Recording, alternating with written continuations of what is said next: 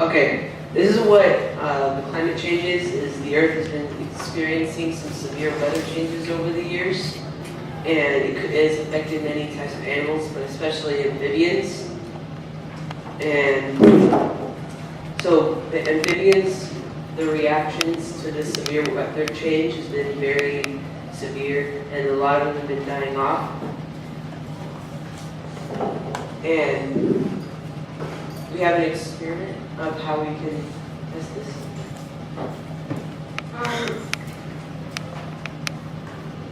Our experiment is that we're going to get 2 bins and we're going to get toads and we're going to put dirt on it, and we're going to change the weather in there to see how they react. Like we're going to put, to make it cold, we're going to put ice inside the bin so that it could be cold inside.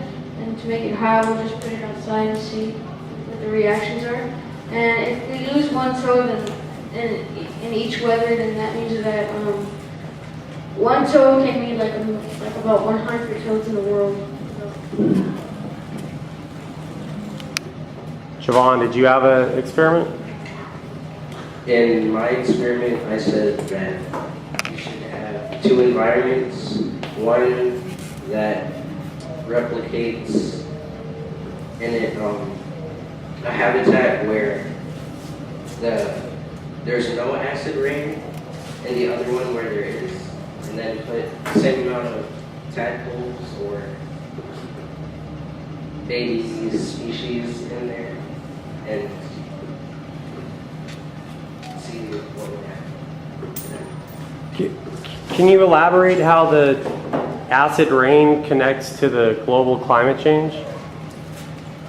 Well, when it rains and the rain has a low pH, then if it has a small pond, lake, or stream, then those streams or water formations will have the same pH as the rain, and the organisms in there will die.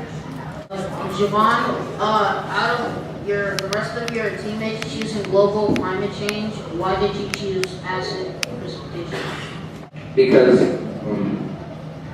when during global warming, like when you have litter and landfills that have and cars and produce carbon dioxide, that contributes to the water cycle because it goes in the air, and when the water cycle is in the air, goes with the clouds, and that's how acid rain is formed. Or when it has the water, like groundwater or above land water, and when the rain is falling after that, and it goes with that. So yeah. Can you give us the specifics as to how is this affecting the frogs' lives? Like, I didn't really get the exact connection. Maybe if somebody besides Kenneth can share that.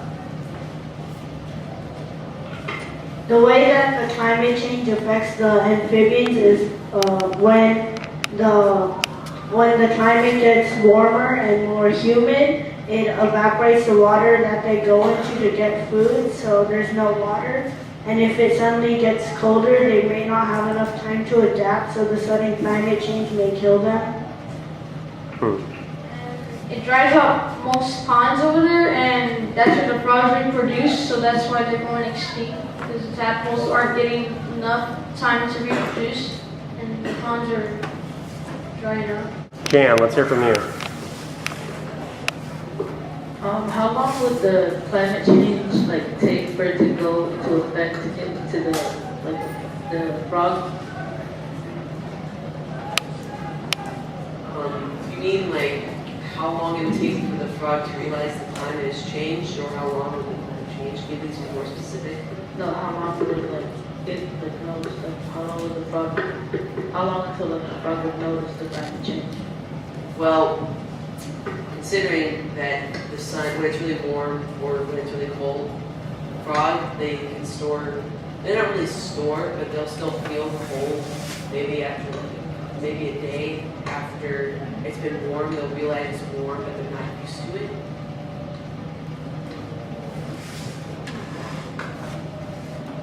Erica?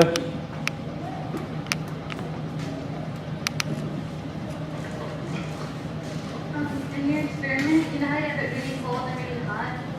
So you know that back when it's cold and hot, but what about the middle temperature? When we need severe weather changes, like for example, let's say it was 90 degrees, and then all of a sudden it went to like 20 degrees or 30 degrees, that's what we mean by severe. But when you mean middle temperatures, you mean like just kind of in the middle, like 6 degrees on that. Well, the experiment is not to put them in. They could see how they would react if they.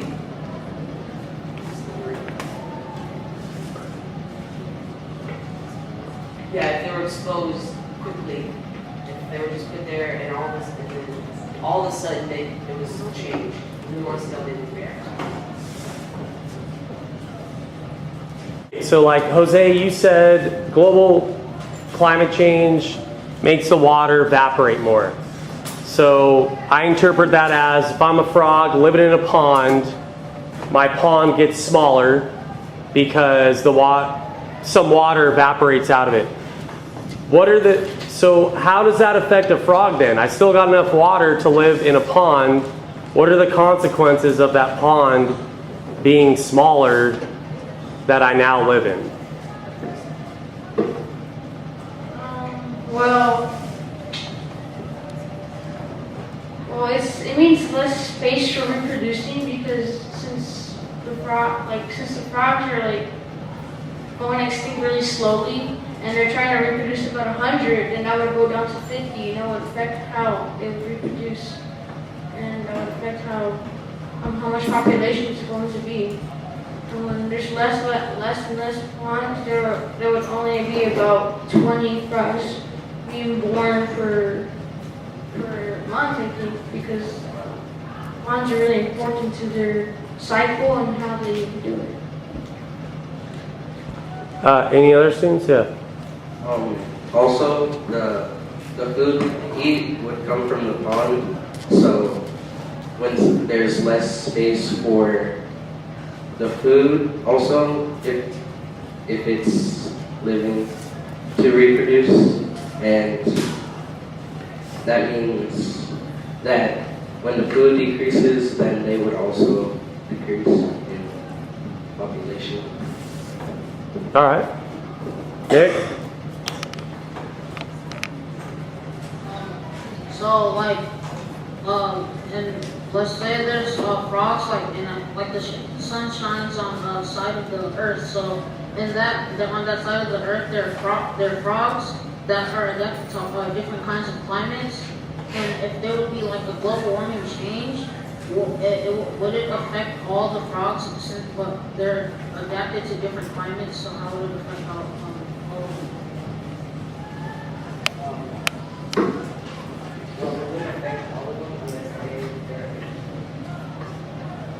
They're able to adapt to the climate change, and if they're not able to, then they might die.